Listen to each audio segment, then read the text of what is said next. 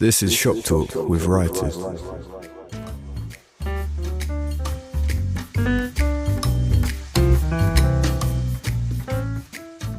Hello and welcome to this episode of Shop Talk with Writers, the podcast where we discover the stories behind the books.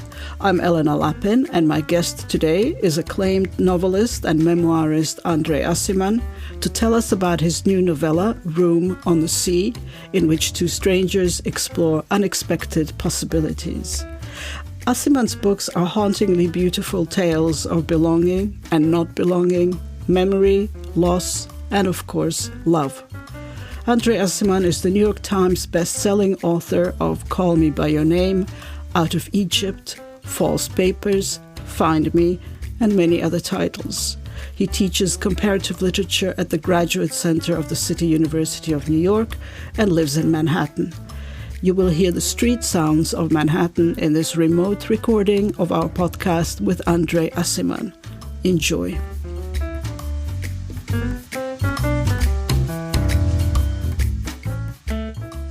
Andre Aciman, thank you for joining us on Shop Talk with Writers. And I'm very happy to welcome you to this podcast, which usually meets authors in person. We even do travel, but you are far away from us. Where are you right now, as a matter of fact? I'm in New York City. And have you just returned from a book tour somewhere? Because I noticed on your social media that you may have been in Spain. I was in Spain, and then I was also in Phoenix, Arizona. Then I went to Tallahassee in Florida, and finally in Harrisburg, Pennsylvania. So you are very tired. I'm always tired. I understand. So we are here to speak about your latest novel, or novella, I don't know how you prefer to think of it, Room on the Sea, published by Faber. Okay. Which will be published in paperback. I understand. Is that correct? I'm not sure. Well, initially it's going to be in hardbound, and eventually it will turn into a paperback. Okay, so what I have is the hardback copy. Yes.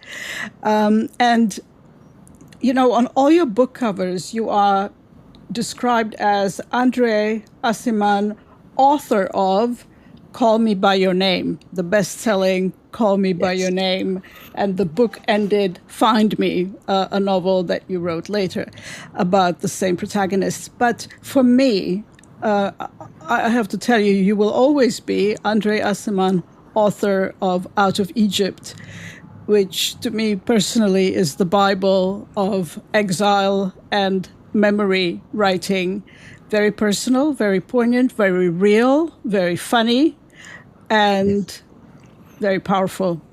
So I'd like to thank you for all of your books, but for me personally, Out of Egypt rules. And someone described you on one of your book covers as the Prince of Nostalgia. How do you feel about that? I'll take anything. I've taken insults and I've taken compliments. The Prince of Nostalgia, the Anatomist of Desire, and all these appellations are fine. Everything is okay as far as I'm concerned, because I don't have any privileged position of any sort. But can I ask you, what has been your trajectory? Because there are different languages, often Italian, in your books. Obviously, your story is complicated. Can you tell us a little bit about your trajectory?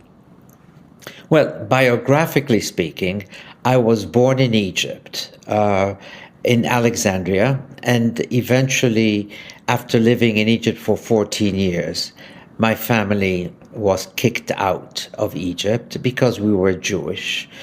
And all our property and all our bank assets, etc., was all taken and nationalized. In other words, robbed. And then we were refugees, and we ended up in Italy because we had an Italian passport. And eventually, after a while in Italy, I lived in France also because my father lived in France. And then we came to America, where I went to college, and then I went to graduate school, And then I got a series of jobs, many of which I was fired from because I was terrible. I was not doing my work. I had no interest and actually no vocation. I wanted one thing. I wanted to teach, but basically I wanted to write. I've always known that since I was 9 years old. And which was the worst job you were ever fired from? God, there was one where I was fired from because we were selling things to people on the phone. And that was very remunerative initially until I discovered that we were lying. We were not telling people the truth. I didn't know that, and none of the salesmen knew that, but the people managing the company were plenty aware that they were lying. And eventually, I think everybody got fired. The company went out of business. But I was fired among the first because I was not compliant and not really interested in what I was doing. And I certainly wasn't good. So you were actually fired for your honesty? No, not necessarily. No. I didn't know I was being honest. I was just not interested and not committed to the job. You also run or direct various very interesting academic projects, and one of them is called the Proust Project, which I assume has to do with memory. Could you tell us a little bit about that? Yes, of course. I teach a seminar on Marcel Proust, and one of the Proust Project was really a book that I produced, and in which I asked many, many writers to contribute their favorite section of the whole Marcel Proust epic. And everybody basically wrote their favorite passage. And what we did is that I had a student of mine who was taking a Proust seminar write the in-between sections so that the reader can read everything, including the essays that I had commissioned, as well as the blurbs, if you want, and get this sense of what the book was all about. And it was actually fascinating. And I enjoy teaching the Proust seminar, which I will do for one last time next fall. When I was a teenager in Prague, a much older or somewhat older young man tried to seduce me by giving me a French copy of Du Côté de chez Swann, which I was very impressed by, but it didn't help him at all. He didn't succeed, in other words. Okay. Not at all. My parents would not allow that. So let's talk about Room on the Sea, which, would you say it's a novella or a novel? Or does it make a difference? It doesn't really make a difference, but it is a novella because it's not long enough to be a complete novel. I could have padded and added things, but I didn't want to. I think that was enough. It just gave you a good sense of what was going on. It begins with a man and a woman in their 60s, shall I say? Yes. Meeting as prospective jurors in New York City. They don't know each other at all. He notices her reading a book, and he clearly is already interested in her, but he tries to figure out what the book cover is, and she just tells him. Now, the book cover is actually what she's reading is Wuthering Heights. Cool. And that, of course, is not accidental to your novel. Your female protagonist's name is Catherine. Yes. Perhaps linked to Catherine and Heathcliff. Yes. And I just want to entertain you with something. Are you familiar with Reddit? I don't do it. I don't practice Reddit, but I'm aware of what it is, yes. Okay, it's very interesting to go on Reddit and see what people think about various things, including films, including books. So I found this. Someone started a thread called, "What do you all think of Catherine and Heathcliff's romance in Wuthering Heights?" And it continues, "Never read something so original. Their love is all-consuming and destructive. What is interesting is that it isn't physical.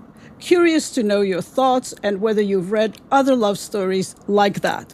And then the comments just flow and flow and flow. It's absolutely fascinating. So this is a very old love story. Yes. But you've tapped into it with your protagonist. How did that happen? Well, I just think that she's reading Wuthering Heights, and she tells him her name, and she asks him what his name is. And of course, as a joke, he's just joking.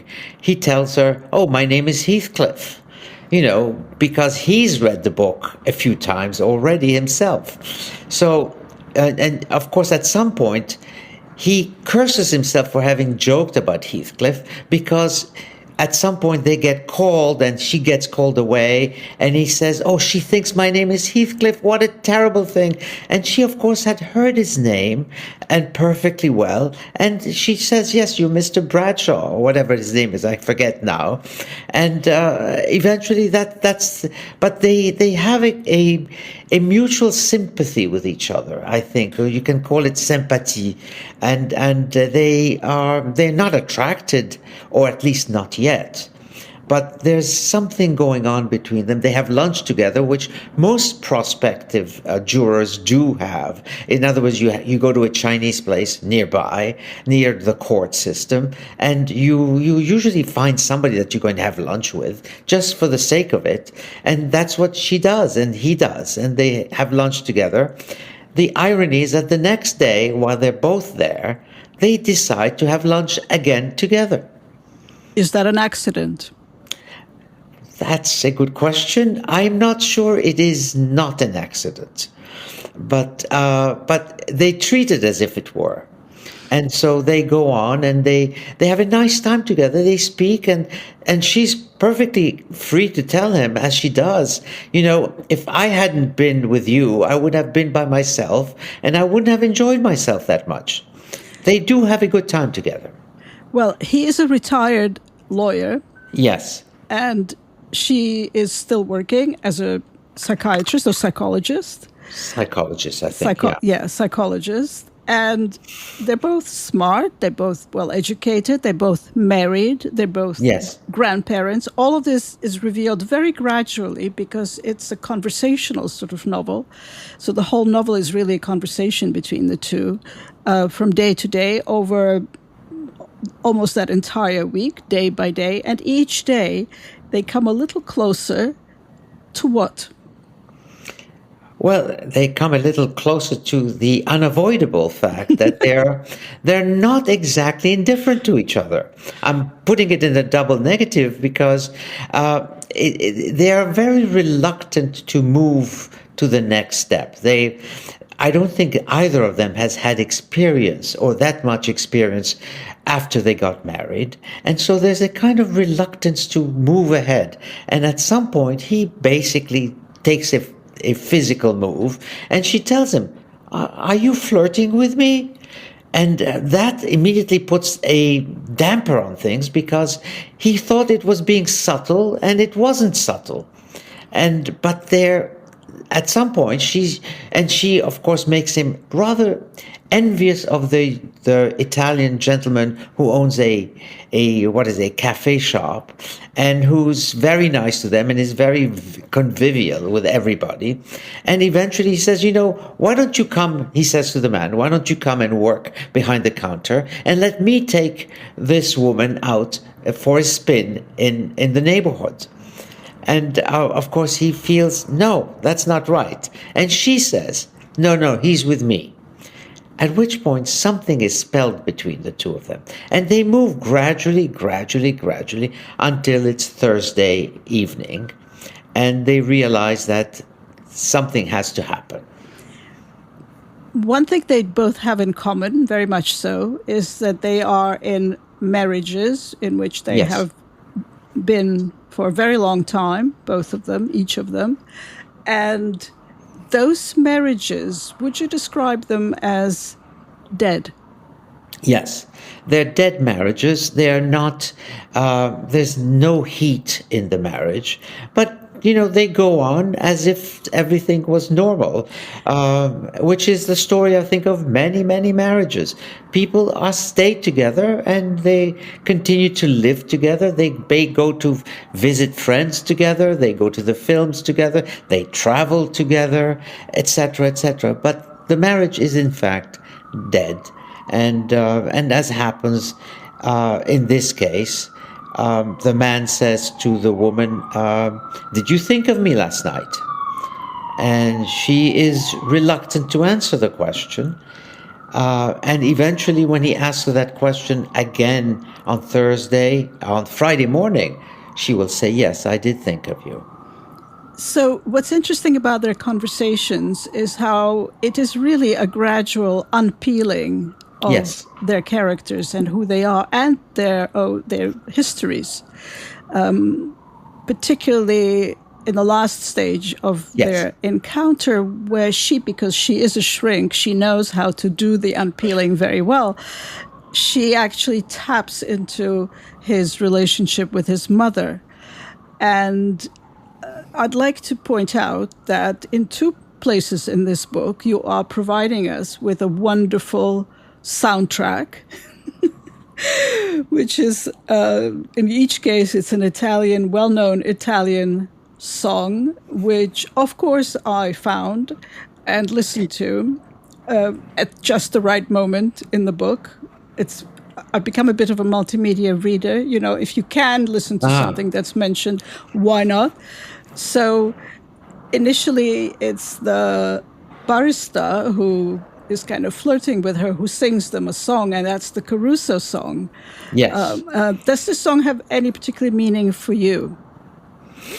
Not really, no. I happen to know it and I love it. And it made the singer, who was already quite established in Italy, he made him extremely famous.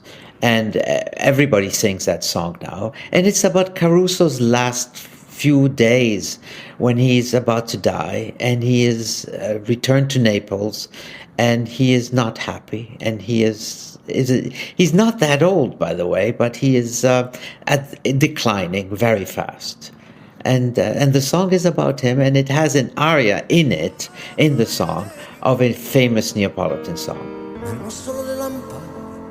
La bianca scia di un'elica. Senti il dolore nella musica, si alzò dal pianoforte. Ma quando vide la luce. And the lyrics mention America in that song. What is the relevance of that? Well, because Caruso became extremely famous in America and sang in English also. And but of course he was a Neapolitan and he was tied to Naples for the rest of his life. And so he comes back to Naples knowing that he's probably going to die there.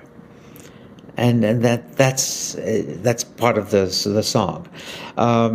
But he sang one of the most famous songs. I'm just throwing this in. One of his most famous songs is a song that was composed by Neapolitans who lived in America, who wrote the song in America, not in Naples. That's interesting.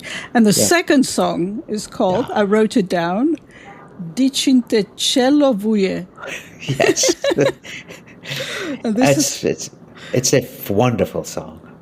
Well, I can tell already that you love it perhaps more than the other one.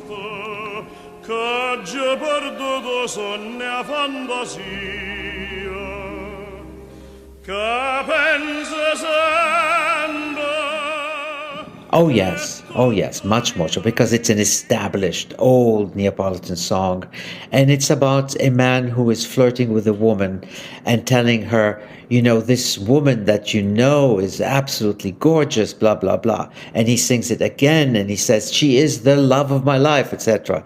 And then he notices in the third dream that she is actually weeping. And he says, what's the matter with you? Why are you crying? And he says, oh, let's remove this mask. You are the one I love, not the other person, not your sister. Well, this is, of course, extremely relevant to your storyline because it's all about figuring out and admitting what the actual truth is in their real life and what you sometimes refer to as the shadow life, the ghost life, the imagined life. Yes, acknowledging that truthfully. So I found for example, Ana Magnani singing it because I wanted to Yes. hear a woman's voice, because Yes. in your book, it's the mother who sings the song in a deep Yes. voice, and she sings it to your protagonist's father as a young Father. man before, obviously, they become involved, but he's already in love with her and they do fall in love. So did this song ever play a role in your life? No, it hasn't No. at all. No, none. But I have to tell you about the end of the story, because Yes. the ending of the bit about the mother just came to me from nowhere. I knew there was something missing in the story, and I wanted to close it with something that was very moving. And I just realized that the best way to do that is to tap into everything I knew about Italy and about Naples and how it was basically occupied by the Americans, who turned everybody into basically money mongers, because for the first time they were finally free to be who they are, but at the same time they were starving. And so many of the women became prostitutes simply because that's the only way that they could make money. And they did it, and essentially either they did that or they worked for the Americans. And it turns out that the mother of this man, who's now in his middle 60s, was in fact working as a typist for the Americans. Yes, and when she first meets him and he shows that he likes her, she says dismissively, "Another one." So Yes. she is used to such Yes. behavior. She is used, yes, she is, knows men very well. And of course, he is immediately in love with her. Immediately, which happens, I think, once in a lifetime, if ever you have that. It's the experience of being totally in a state of rapture over someone, and that you don't want to lose that person. And so he asks her after a week if he can come and bring dinner to their house, and if they would welcome him. So both your protagonists are rational, Yes. older people, a lawyer, a shrink, very sensible people, living by various rules. But at one point she confesses that she sort of does believe in magical thinking. And I was wondering, what does that mean? And do you believe in something like that? Yes, I do. Unfortunately, I do. I realize it's ridiculous, but I am a very superstitious person. And I know that if I want something, I have to force myself not to know that I want it, because if somebody knows that I want it, somebody out there, not even in my immediate entourage, I will not be able to get that thing. So I have to pretend to myself that I don't want this. I never thought of this, absolutely. And I hope I forget. But yes, that is typically me. Do you not think that that is linked to your perhaps Turkish, Jewish, Egyptian roots? Oh, it definitely must be. I think there's no doubt that nobody in their right mind in the United States, of all places, thinks the way I do. I know very well that if I walk on the right side of the sidewalk, I will have a good day. And if I walk on the left side of the sidewalk, of the street, I will have a bad day. But I must not know this, because then sometimes, to punish me, the force out there is going to decide to punish me for thinking I'm always on the right side, and therefore I will have a terrible day. So I have to pretend that I don't know this. And you do all this double gaming on yourself, and that is, I'm sure it has something to do with my Egyptian roots, my peasant roots, who knows what they are, but they're not exactly sophisticated roots. They never go away, do they? No, they don't. And I'm superstitious on everything. So one thing I'm very curious about, your mother was deaf and mute, Yes. I understand. Yes. How did that color your relationship with language? Well, in many respects, on one hand, there are two me's, put it this way. There are many, many people in me. But let's focus on two. One is very much word-oriented and believes in language and in the fact that words have to capture something, otherwise this something does not exist. Because words, and you have to mold your language in such a way as to retrieve that, whatever it is that you're trying to describe, from this nether sphere that surrounds me. And I do that. I'm very successful at that. Thank God, so far it has worked. On the other hand, there is another me who basically does not trust language, does not trust anything that is said, because I may be wrong all the time, and I may be also subject to other people's wishes and envy, and I have to be always cautious, so that when I write something, I have to write it in the simplest manner imaginable, so that, and here comes my mother, so that my mother can understand me. And so on one hand, I'm very sophisticated, and on the other hand, I try to be as rudimentary as possible so that my mother can understand me, because my mother was not a sophisticated woman and could not understand everything I was saying. So I had to be very basic with her. I found perhaps a connection to what you just said with an encounter that this couple, shall we call them a couple, of yes, almost strangers, but now becoming close friends, with an old man sitting on the bench looking very sad. And when they speak to him, he reveals his situation being that his wife, who comes from another cultural and linguistic place than his own, and they used to communicate in English, has now, due to some form of dementia, has lost her ability to speak in English. And so they can no longer communicate because he doesn't know her language and she doesn't know his. yes. I found that deeply moving, symbolic. We are being overpowered by some siren on your street of New York. Oh, very well then. But, you can hear it. Yeah. Oh my God. Yeah, but that's okay. But is that how you conceive of that moment, of that character in their way? Yes, and I think, unfortunately, one of them is Hungarian. Because one of them is, and the other one is not far from Hungary. So they're both from the Eastern Bloc, or what used to be called the Eastern Bloc, and yet they don't know each other's language, so they have to speak in English. In many respects, I understand that perfectly. And I understand also that, forget mental disease, because that happens at a certain age. It unavoidably happens, I think. But on the other hand, it also tells you how solitary one really can be when one's language is no longer appropriate. Without language, we are fundamentally savages. We don't have anything. And even my mother's language, rudimentary as it was, and simple as it was better than nothing for her.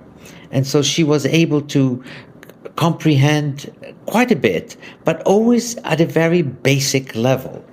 And I love that. And that is perhaps ultimately my real mother tongue, because everything else is so sophisticated, so clever, so rhythmical, so gracious, and all those things.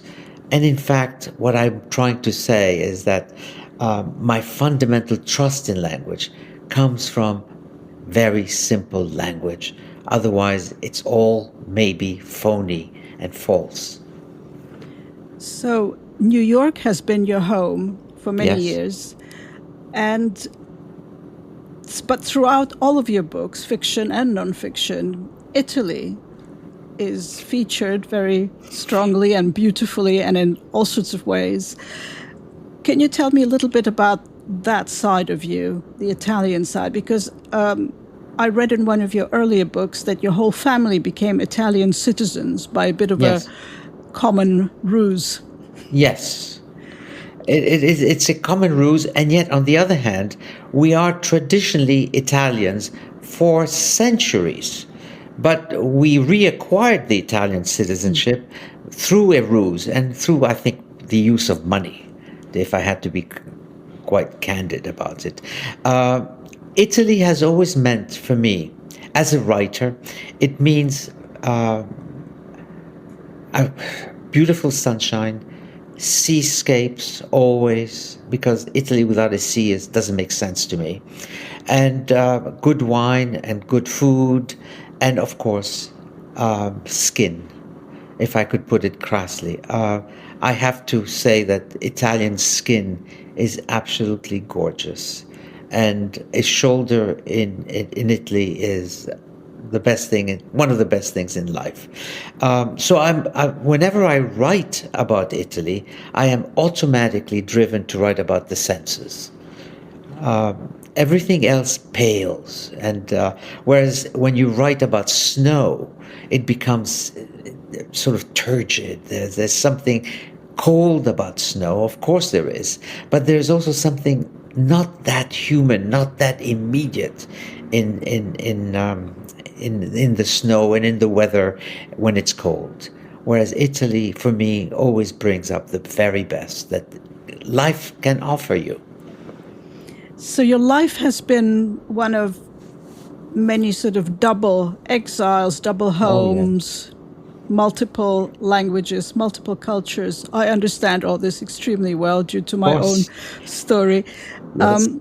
But now living in New York, how comfortable do you feel today? Well, you're asking a very poignant question, because on one hand, America has been my home for, I think, the past 60 years. So there's no question that America is my home. But does it feel like my home? Not really. Not really. But then does Italy feel home? No. France, which is my mother tongue? No. Egypt? Absolutely not. So I feel as if I'm always sort of drifting. And I use the word way station because all these places that I've lived in and that I've associated parts of my life to are way stations. They're not the permanent address. I don't have a permanent address. And that can be a problem, because if you don't have a permanent address, then you basically have pitched your tent somewhere. It may be very well rooted, but it's not your home. It's interesting that both your protagonists in this novel not only have a permanent address each, but they also may have shared one in the past. I found that very intriguing, that they may have had an opportunity to know each other, Yes. one another, before they met now, many years ago. I love how you play with all these notions of time and longing and possibility. And I was wondering, Andre Aciman, would you be happy to read a small passage from your book for us now? Oh, I don't have it in front of me. Oh, my Okay. God. Okay. But I can go and get it if you want me to. I'll wait. Oh, you want? Okay, wait for me. Just keep your headphones in. Okay.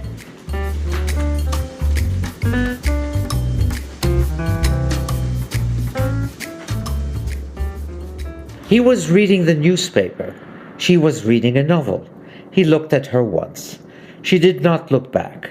She had fair hair, which was combed back, and from the way she held her book and rested it on the knee of her crossed leg, she had the hands of a pianist. He attempted to catch the title of her novel, but was unable to make it out. When she turned the page, he tried once more, but failed again. Moments later, he made one last try. "It's Wuthering Heights," she whispered, so as not to disturb the others seated in the large hall. She appeared mildly amused by his curiosity, and to prove that her novel was no secret, turned the book cover for him to see for himself, thinking perhaps that he'd probably never heard of it. He was not sure why he needed to know what she was reading, other than because he'd kept failing each time, or because, without quite admitting it to himself, he was trying to make conversation. But after showing him the title of her novel, she went back to reading and was seemingly more absorbed than before. "Actually, I've read it twice," he said. "In school, we used to call it Weather and Heights." She thought that was amusing and emitted a quiet, breathless laugh, more out of courtesy than because it was funny. "It's a tired old joke," he added, "but it holds up if you've never heard it before." This time she gave a perfunctory smile, but did not say anything and continued reading. He went back to the Wall Street Journal. Thank you very much. Okay. And the last thing that remains is only to be said that we haven't discussed why this novel is called The Room on the Sea, when all of it takes place in Manhattan. Yes.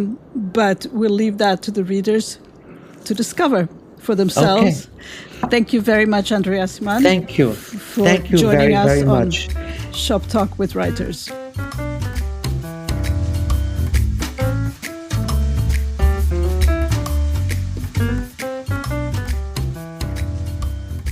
Thank you for listening to this episode of Shop Talk with Writers. Room on the Sea by Andre Aciman is published by Faber. If you're a fan of this author or any other writers we feature on this podcast, please let us know your thoughts about their books and about this conversation. We'd love to hear from you in comments on Spotify, Instagram, Apple, or on my Substack. I hope you enjoyed this podcast, and if you like it, please share it with friends. Tune in again soon for exciting new episodes with novelists Sarah Moss, Colm Toybeen, Daniel Kelman, Armand Dangour, and Charlotte Mendelsohn. Thank you.